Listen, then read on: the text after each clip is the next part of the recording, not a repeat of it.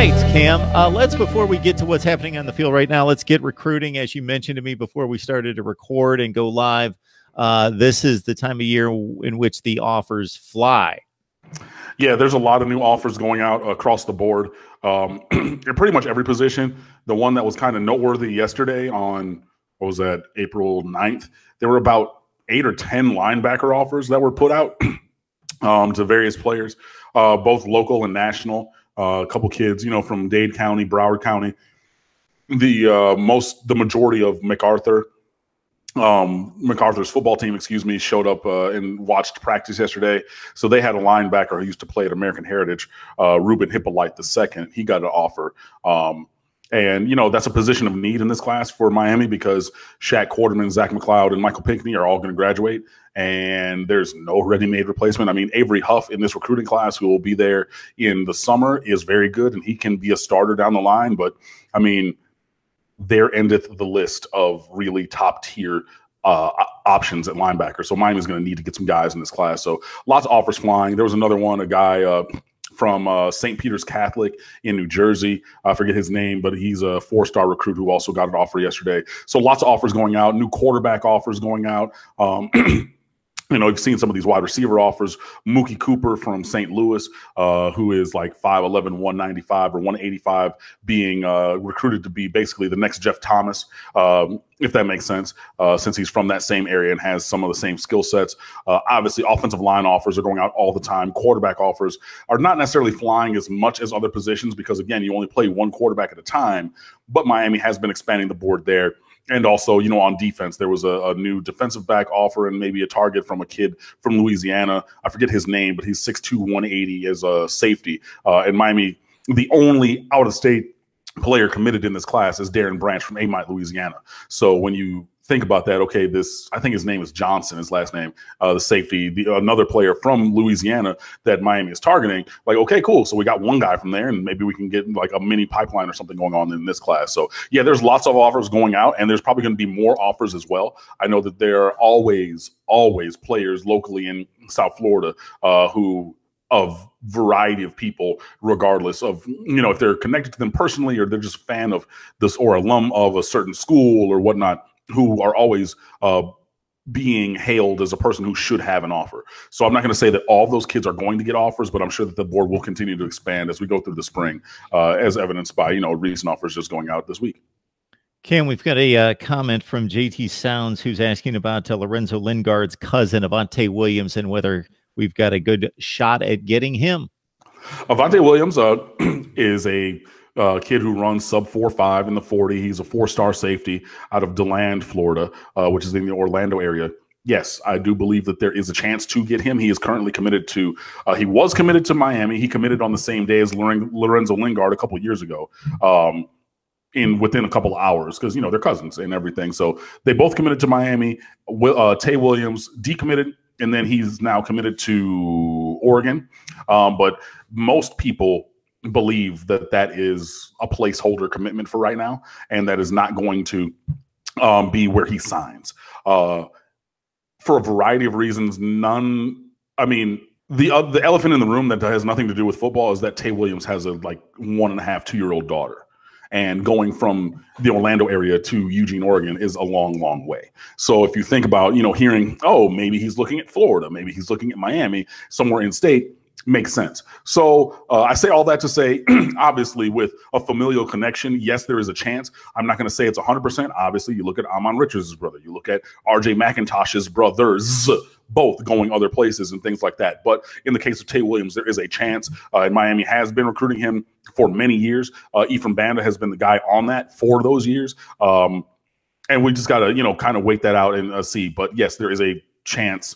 I would say like a medium chance, obviously, pending how things work out. But it's not outside the realm of possibilities that Tay Williams commits to Miami. We've got a couple of different folks in the live chat that are concerned about Keontra Washington's commit that just obviously just came in on March 24th and whether he's going to flip away.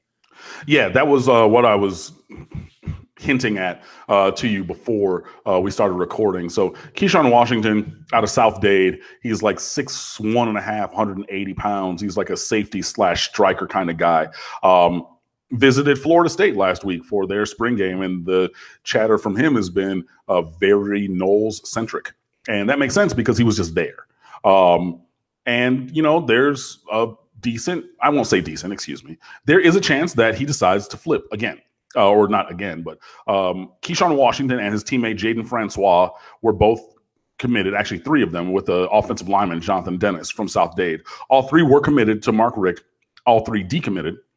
Of those 3, Jaden Francois has recommitted to Miami, as has Keontra Washington, but Keontra Washington committed after Francois in the recent one, obviously, like only a couple weeks ago. And yeah, he might be a kid like, I don't want to call that name because I know him personally, but there are some kids who, you know, every school they visit is the best thing since sliced bread. You know, it's new buildings and new people and, you know, hey, like, oh, there was that one girl at that party and, you know, like all things like that. So it is possible that Keontra Washington, his commitment is less than rock solid. But with the amount of players that are available and interested in Miami at defensive back in this class, I think that if he were to choose to go elsewhere, Miami could replace him with a quality player. And he is a quality player, and I would like to have him on this team, obviously with his teammate Francois, and then, you know, getting Jonathan Dennis back in the class as well. But, you know, I'm a 37-year-old man, and he's a 17-year-old kid, and he's going to make the best decision for himself, regardless of what I think or want. So there's that. The other thing that I know people are going to be asking about is Larius Tennyson from Rockledge, Florida. I mean, I know. You nailed it. Of course. I mean, it's like, yeah, we want to talk recruiting. So I was just looking him up. I did all this homework while you were talking, and then you just jumped in there and you know, I'm sorry, man. You know, I didn't mean to steal your thunder or anything, but Larius Tennyson, he's a guy who was at Paradise Camp. I was at Paradise Camp last year, and I mean, I don't know all these kids by their faces because obviously football players wear helmets, and like where the media people were, bloggers, media, everybody was far away from some of these drills. So I saw this short, stocky kid with these gigantic calves, and he's just making play after play. And that ends up being Larius Tennyson, who's a 2-way player, standout at Rockledge, Florida. Rushed for 1,000 yards, had like 130 tackles or something as a safety. And Miami brought him in and recruited him to be basically the next Jaquan Johnson. So you think a guy who's 5'9", 5'10", well-built, instinctual, he can get off the hash, he can make plays, he can come downhill and tackle forcefully. That was what was pitched to Tennyson, and he was all in on that. And he was like a little-known 3-star recruit at the time. Well, since then, Georgia and Clemson have offered. And basically when Clemson offered, that was the one where you saw on Twitter he was reposting. His high school coaches were like making and creating edits of him going to Clemson or him in the Clemson uniform. And then Tennyson was like retweeting that. You know what I mean? He's like, oh my God, you know, this phrase dream offer, when it's Miami, it doesn't mean anything, but when it's somebody else, it does. And that phrase was bandied about and things like that. And it was kind of, the writing was on the wall as soon as Clemson was like, oh, he's a really good player, we should get him. And they offered him. The writing was on the wall that was a wrap. And so shortly, I think like a week or 10 days after receiving that offer, Larius Tennyson is decommitted from Miami, and all signs point to him picking Clemson. You know, maybe another team, Auburn, Georgia, Florida State, you know, could be in the conversation as well. But yeah, I mean, right now it looks like a pretty direct, Clemson offered me, I'm going to decommit from Miami, take some time, commit to Clemson kind of move. So we'll see. We've already seen the first 2 steps of that, him receiving the Clemson offer and then decommitting from Miami. I believe that the commitment to Clemson is going to be coming forthwith. And I also believe this because I saw, I mean, he's going to be a college kid now, which is crazy because I knew Harrison when he was in middle school. But Harrison Tenzer, shout out to him. He's a Florida fan, so boo on that. But he put up a tweet talking about Clemson has told 5 stars already in April that they're full.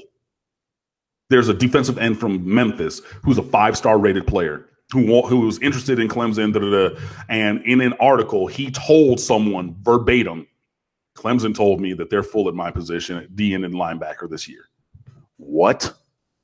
Like, so Tennyson doesn't have time to really debate if at other positions they're talking about 5 stars, seek shelter elsewhere. We have everybody we want, everybody we need. We can't even take you.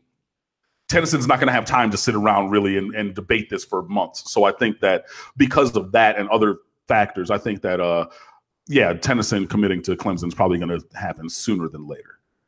Conference championship teams, national championships teams are flooded with actually even 3 stars, but 4-star players. Now, when you talk 5-star, there's about, you can correct me here, Cam, because you know a lot more about it than I do. There's about 40 of those guys walking around high school football, right? That's somewhere in that range.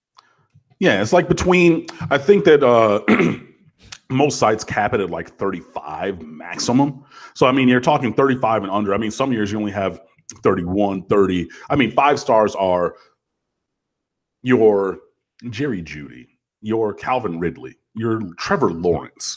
You know, I step foot on campus and you know my name type dudes. Not, I get a couple snaps here and there, but like I'm a headlining game changer from day one type, you know, players. And yeah, there's the one at least who has, you know, it's secondhand information because he told a different journalist. But yeah, he said that Clemson told him, "Thank you very much. We don't have room for you at 6'5", 285 D end. Enjoy your career elsewhere." That's craziness, but that just shows you the level at which or to which Clemson's recruiting right now.